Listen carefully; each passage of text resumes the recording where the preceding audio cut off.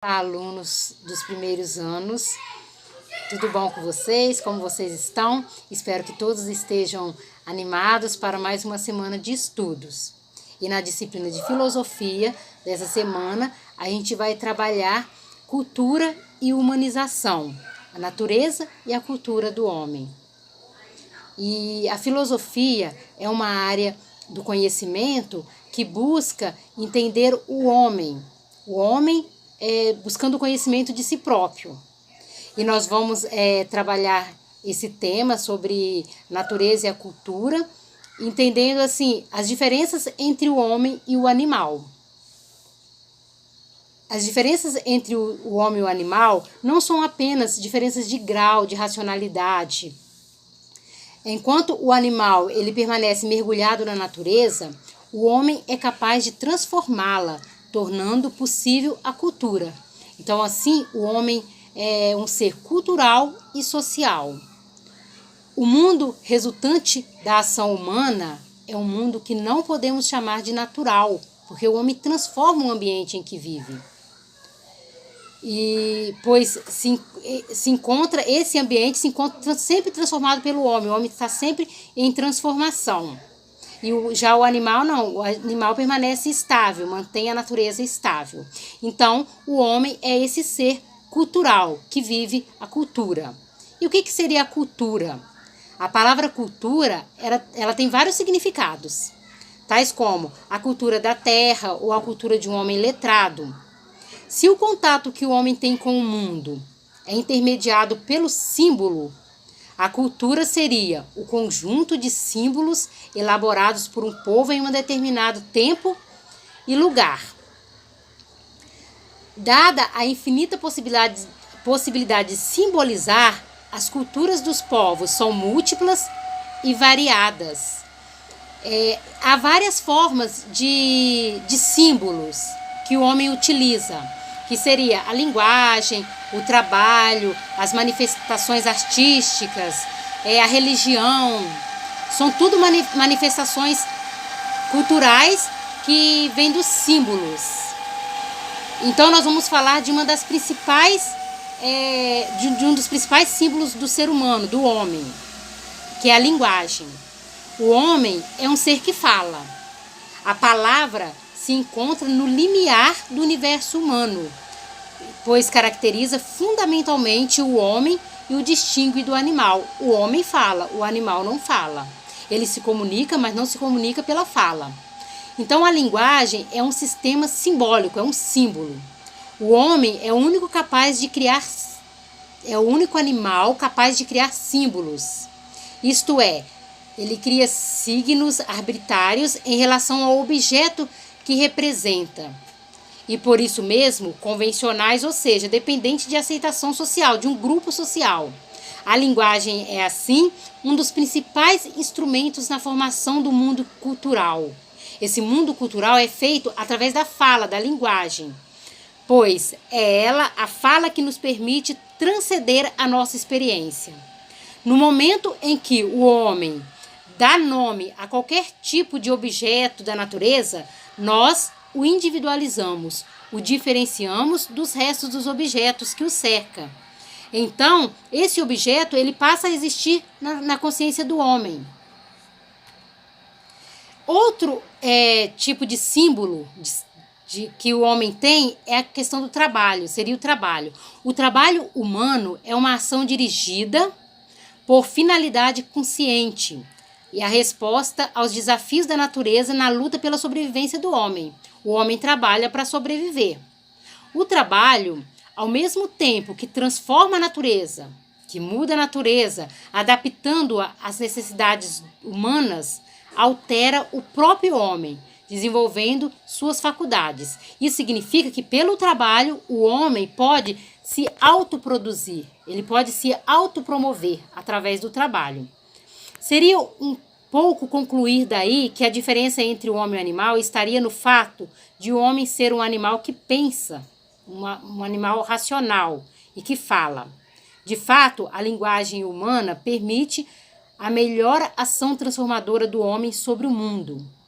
A questão da fala é uma forma de transformar o mundo, de o homem transformar o mundo. E com isso, então, completamos a distinção, essa diferença entre o homem e o animal. O homem seria um ser que trabalha e produz o mundo e a si mesmo. O animal não produz a sua existência. Por ser uma atividade racional, o trabalho, além de desenvolver habilidades, permite que a convivência não só facilite a aprendizagem e o aperfeiçoamento dos instrumentos, mas também enriquece a afetividade resultante dos relacionamentos humanos, experimentando emoções de expectativas, emoções de desejo, de prazer, de medo, inveja. O homem aprende a conhecer a natureza, a conhecer as pessoas com quem convive e a conhecer a si próprio. Então, retomando o que foi dito até agora, o que já foi dito para ficar bem claro para vocês, o homem é um ser que fala. E ele é um ser que trabalha e por meio do trabalho ele transforma a natureza e transforma a si mesmo. Mas nada, vocês precisam entender que nada disso, porém, seria completo se a gente não enfatizar que a ação do homem é uma ação coletiva. O homem é um ser social, ele vive em sociedade, em comunidade. Então, o trabalho que é executado pelo homem, como ele é uma tarefa social. E a palavra, a fala do homem, a linguagem, ela só tem sentido através do diálogo. Para que haja diálogo, precisa do outro. Não há diálogo sozinho. Então, o homem é esse ser que vive socialmente e culturalmente. E o mundo cultural, ele é um sistema de significados já estabelecidos por outros, por antepassados. De modo que, ao nascer, a criança ela já encontra o mundo de valores já prontos, já dados, onde ela vai se situar, se adaptar.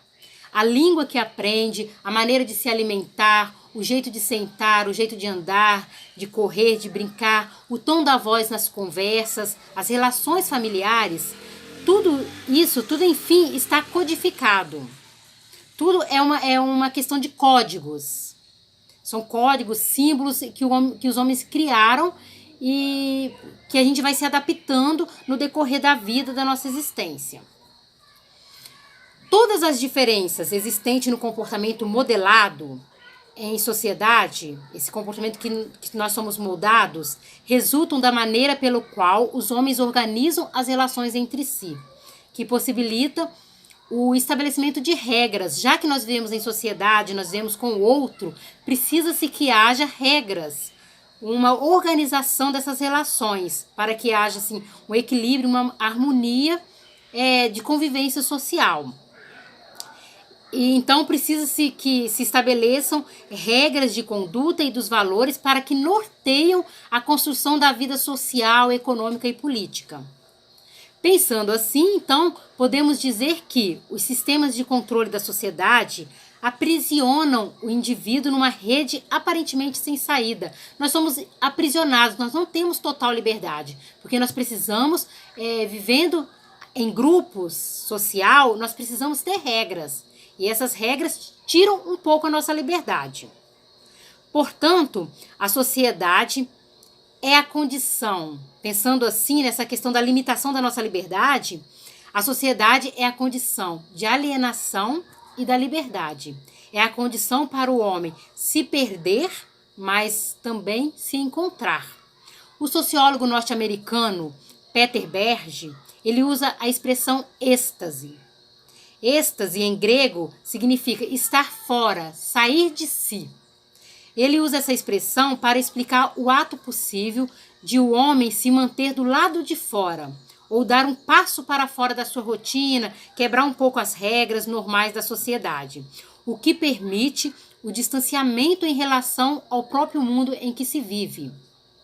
Então, o sair de si seria o remédio para o preconceito, o dogmatismo, as convicções inabaláveis e, portanto, paralisantes, que nos mantêm paralisados. E é a condição para que, essa condição seria uma condição para que, ao você retornar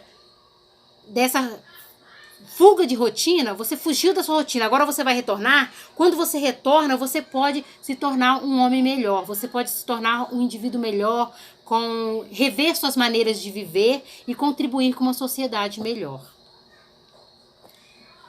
É isso que eu tinha para explicar para vocês desse capítulo.